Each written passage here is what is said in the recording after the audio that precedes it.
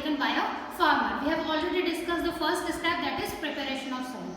Now in today's class we are going to discuss the next step, that is sowing. So now what is sowing? Sowing is nothing but just an act of placing the seed on the soil so that it can grow into a crop. Now children, sowing is very important step towards growing any crop. It is the most important step that a farmer has to do to grow any crop.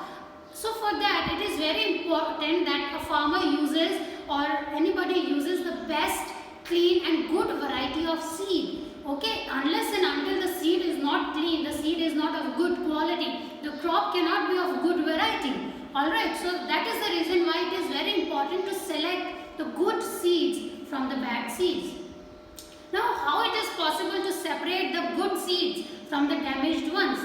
So, well children, there is simple experiment that you must have seen your grandparents or your mother sometimes doing it at your home. So, if you have seen it, you will be easily able to recall it. So, here on the screen you will see that there is this glass. You can easily do it at your home also. What you have to do is take a bunch of seeds that you want to test, take a glass of water, put all those seeds into that water.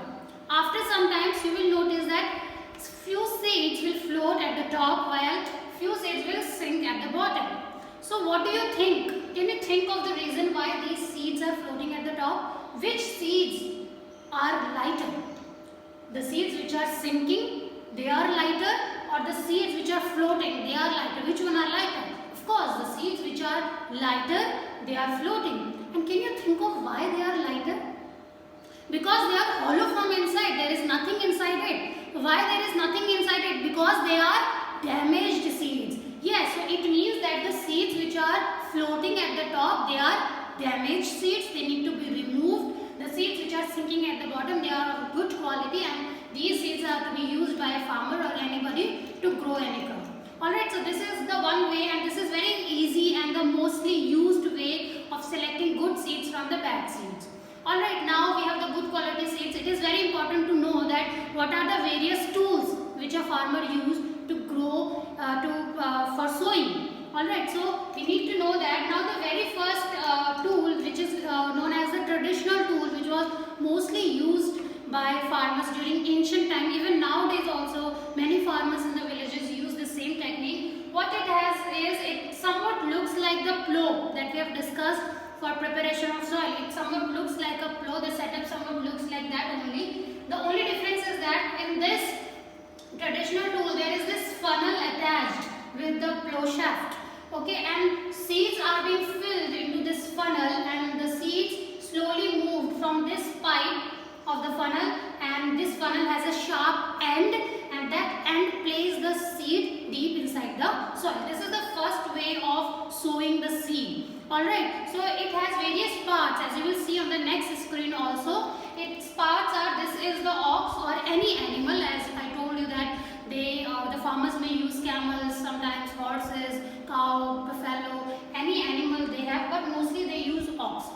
And this is the funnel and the seeds are being dropped from this funnel, and this funnel is being attached with a pipe which has a sharp ends, and that end places the soil deep inside the soil. In the next slide you will see one farmer practicing the same thing. As you can see here, I have got one picture for you as well. So this is the practice which is done widely by farmers to place the seed. Now the another tool which a farmer use, which is commonly you can see modern day traditional tool for sowing. This is known as the seed drill. It is similar to the traditional tool that we use, but the simple and the only difference in that is that in place of bull or in place of cow, the tractor or a machine is being used.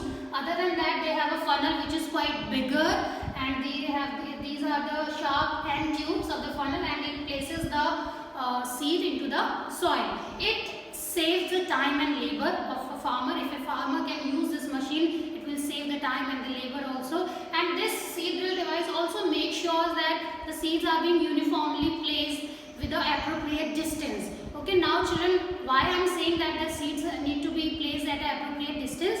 Because children, if we will put all the seeds in an overcrowded way, if the seeds are being placed crowdedly, what will happen? The seeds will fight for the nourishment. They will fight for the sunlight, and this situation is similar to the one that, suppose if I say that there is a room having the space for only 10 people and the food for only 10 people, if I'm gonna push 10 or 20 or 100 men or people into that room, what is gonna happen? They will fight for breathing, they will fight for oxygen, they will fight for the place to sit, they will fight for the food. Alright, so in order to avoid the overcrowding of the seat, it is very important that we maintain a distance. The seats are to be placed at a specific distance so that they can easily take the sunlight, water, nutrients and everything. Alright, so this was the mostly used devices for placing the seed. Now children, in the next slide you will see that these plants with a black pot.